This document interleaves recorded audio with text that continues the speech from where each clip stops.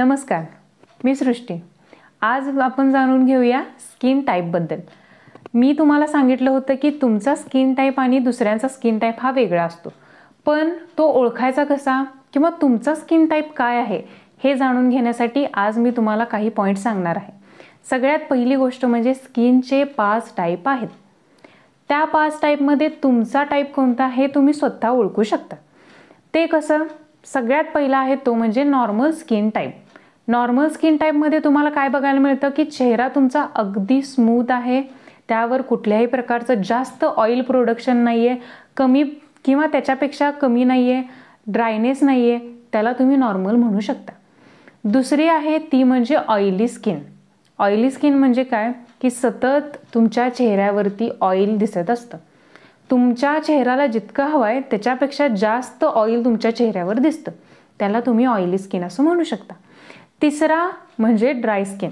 Oily स्किनच्या बरोबर विरोधात, की ज्यामध्ये तुम्हाला चेहऱ्यावर कोरडेपणा जाणवतो, चेहरा खेचल्यासारखा जाणवतो। जसं की थंडीमध्ये आपला चेहरा फुटतो आणि आपल्याला जाणवून येतं की आपला चेहरा फुटला आहे आणि तो थोडासा तडतडल्यासारखा वाटतोय, तसंच तुम्हाला तुमच्या ड्राय स्किनमध्ये वाटतं।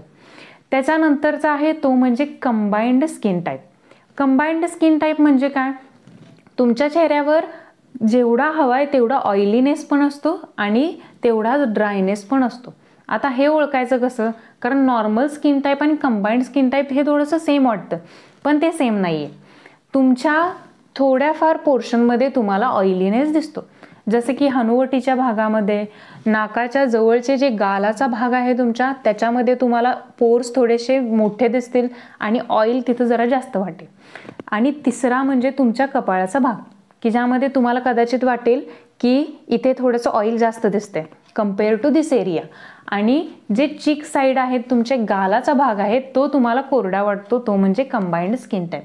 आणि शेवटचा तो सगळ्यात महत्त्वाचा म्हणजे सेन्सिटिव्ह स्किन टाईप, की ज्यामध्ये एखाद्याला छोट्याफार गोष्टींचाही फरक पडतो।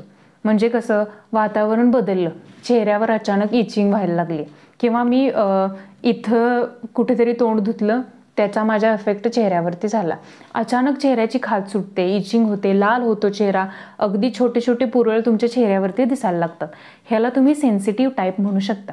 आता ह्याला तुम्ही काय उपाय करू शकताय? सगळ्यात पहिली गोष्ट, तुम्ही कुठल्याही स्किन टाईपमध्ये फेस करत असाल तर त्यामध्ये सगळ्यात पहिला मुद्दा आहे तो म्हणजे तुम्ही खूप जास्त पाणी पिलं पाहिजे। खूप जास्त म्हणजे अति प्रमाणात नाही, मिनिमम 2.5 ते 3 लिटर तुम्ही दिवसभरात पाणी पिलं तरी चालतंय। मी म्हटलं की दिवसभरात, जर तुम्ही काम करत असाल तर ठीक आहे, दिवसभरात तुम्हाला 2 बॉटल कॅरी करायला जमणार नाहीत तर तुम्ही 1 लिटर, 1.5 लिटर ते 2 लिटर पाणी पिऊ शकता।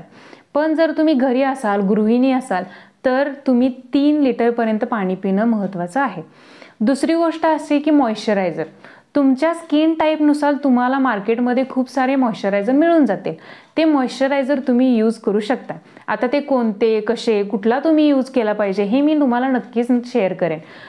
त्याच्यानंतरची गोष्ट आहे ते म्हणजे ऑइली। आता ऑइली स्किन आहे म्हणून सतत चेहरा धुणं हा ऑप्शन नाही, किंवा कोणताही स्किन टाईप असला तरी सतत चेहरा वॉश करणं हे तुमच्या चेहऱ्याला ड्राय बनवण्याची लक्षणं आहेत। मग त्यासाठी काय करू शकता? तुम्ही दिवसातून 2 वेळा खूप झालं, 2 वेळा चेहरा धुणं हे बास आहे।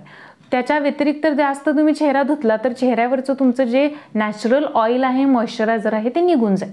आता हे झाले काहीशे छोटेसे उपाय, म्हणजे काय की तुमचा स्किन टाईप कसा ओळखायला पाहिजे आणि त्याच्यासोबत तुम्ही कुठल्या कुठल्या काळजी घेतल्या पाहिजेत। नेक्स्ट व्हिडिओमध्ये तुम्ही काय खायला हवं, तुम्ही कोणते प्रोडक्ट्स यूज करू शकता, मी कोणते प्रोडक्ट यूज करते किंवा माझं डेली रुटीन कसं आहे हे नक्कीच मी तुमच्यासोबत शेअर करेन। जर तुम्हाला काही क्वेश्चन्स असतील, काही शंका असतील तर नक्की मला कमेंटमध्ये कळवा। आणि जर या व्हिडिओला तुम्ही लाईक करत असाल तर त्याचसोबत तुम्ही तुमच्या फ्रेंड सर्कलमध्ये किंवा तुमच्या रिलेटिव्समध्ये शेअर करा। चॅनलला नवीन असाल तर सबस्क्राईब करा आणि बेल आयकॉनला दाबायला विसरू नका, जेणेकरून माझे नवीन व्हिडिओज तुम्हाला येत राहतील आणि तुम्हाला अशा टिप्स मिळत राहतील। धन्यवाद।